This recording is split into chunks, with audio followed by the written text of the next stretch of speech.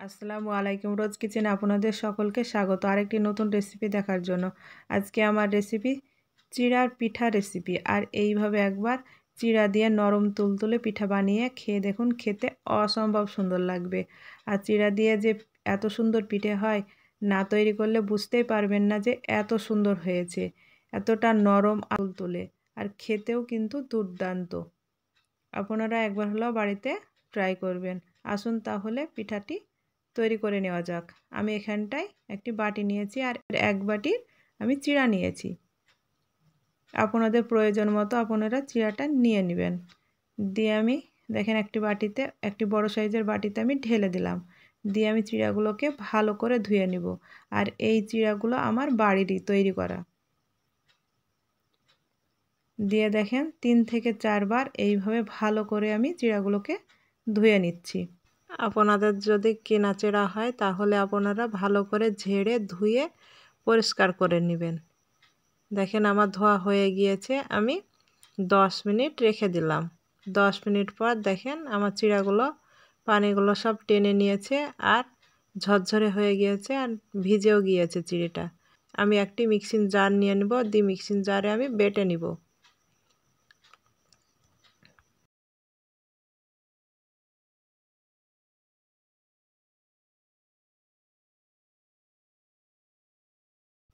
দেখেন চিড়েটা আমি বেটে নিয়েছি, দিয়ে আমি একটি থালাতে তুলে নিচ্ছি। দিয়ে অল্প একটু আমি লবণ দিয়ে দিলাম। আর এখানটায় আমি 2 টেবিল চামচ গুঁড়ো দুধ ব্যবহার করব। এখানটায় আমি অল্প অল্প করে গুঁড়ো দুধ দিয়ে আমি মেখে নিব। দুধটা দেওয়া যায় তাহলে দলা বেঁধে যাবে, ভালো মাখানো হবে না। দেখেন এইভাবে আমি হাফ চামচ করে দিয়ে আমি এইভাবে মেখে নিচ্ছি। দেখেন আবারও আমি হাফ চামচ দিয়ে দিলাম, দিয়ে আবারও আমি এইভাবে ভালো করে আমি মেখে নিচ্ছি। আমার এই পিঠার রেসিপিটি সম্পূর্ণ দেখার জন্য আপনাদের কাছে অনুরোধ রইল।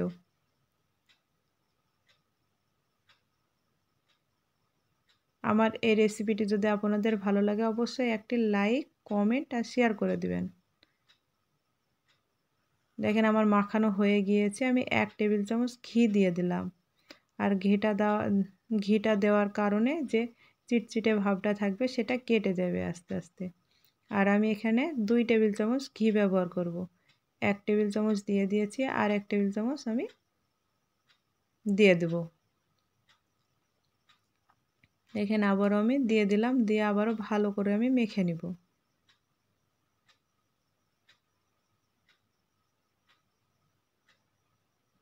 দেখেন আর লাগছে না,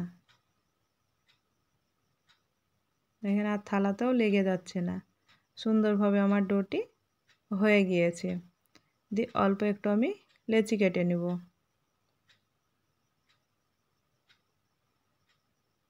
দেখেন এইভাবে আমি একটু নিয়ে নিলাম, দিয়ে হাত দিয়ে এইভাবে আমি গোল করে নেব। আশা করছি আপনারা দেখে বুঝতে পারছেন আমি কিভাবে পিঠাটি বানিয়ে নিচ্ছি। দেখেন এইভাবে গোল করে নিয়ে হাত দিয়ে চাপ দিয়ে দেখেন আর একটি চামচের পিছন দিয়ে আমি এইভাবে ডিজাইন করে নিচ্ছি। আপনারা চাইলে এইভাবে গোল করেও রেখে দিতে পারেন চাটা করে, আবার এইভাবে ডিজাইনও করে নিতে পারেন, একটু ভালো লাগবে সেই জন্য আমি ডিজাইনটা করে নিলাম। আরেকটি করেও দেখাচ্ছি। আর এই পিঠাগুলো তৈরি করা খুবই সহজ আর ডিজাইনটাও খুবই সহজ, একবার দেখলে যে কেউ বানিয়ে নিতে পারবে। আপনারা বাড়িতে একবার হলো এই চিড়ার পিঠাটা এই শীতে বানিয়ে একবার খেয়ে দেখবেন, খেতে দারুণ লাগবে। ছোট থেকে বড় সকলে খুব পছন্দ করবে।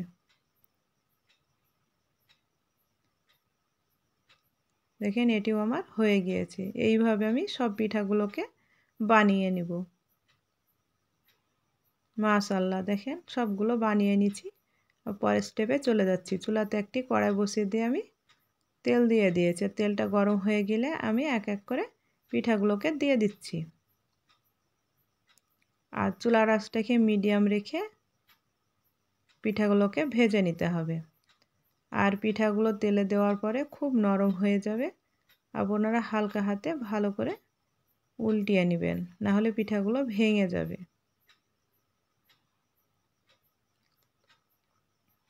দেখেন এইভাবে হালকা হাতে আমি উল্টিয়ে নিচ্ছি।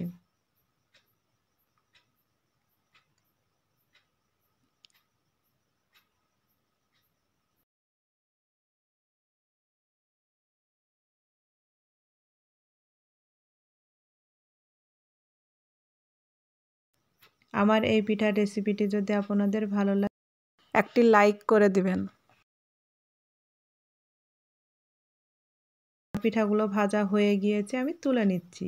একইভাবে সব পিঠাগুলোকে আমি ভেজে তুলে নিয়েছি। আর চুলাতে আরেকটি কড়াই বসিয়ে আমি 1 কাপ পানি দিয়ে দিয়েছি। আর পানিটা উষ্ণ গরম হয়ে আসলে 6 টেবিল চামচ আমি গুঁড়ো দুধ দিয়ে দিলাম। আপনারা চাইলে এখানটা গরুর দুধ দিয়েও করে নিতে পারেন।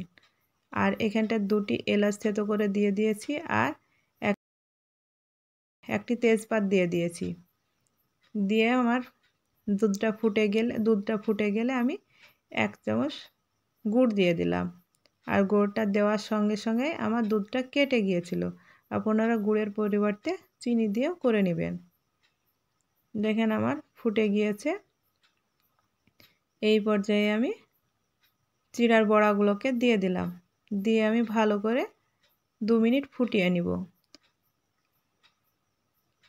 আর আমার এখানটাতে স্কিপ হয়ে গিয়েছে, দিয়ে আমি ফুটিয়ে নিয়েছিলাম, দিয়ে 10 মিনিট ঢাকা দিয়ে রেখে দিয়েছিলাম। 10 মিনিট পর আমার রসটাও দেখেন টেনে নিয়েছে। মাশাআল্লাহ, দেখেন কতটা সুন্দরভাবে হয়ে গিয়েছে আর কতটা নরম হয়েছে। দেখেন একটি কেটে দেখাচ্ছি, কত সুন্দরভাবে রসটা টেনে নিয়েছে।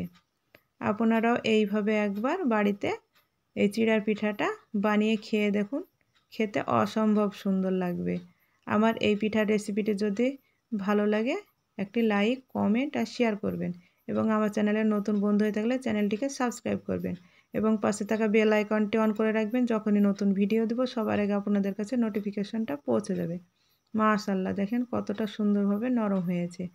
আজ এই পর্যন্ত, আবারও কোনো নতুন রেসিপি নিয়ে আসবো। ভালো থাকবেন, সুস্থ থাকবেন। আল্লাহ হাফেজ।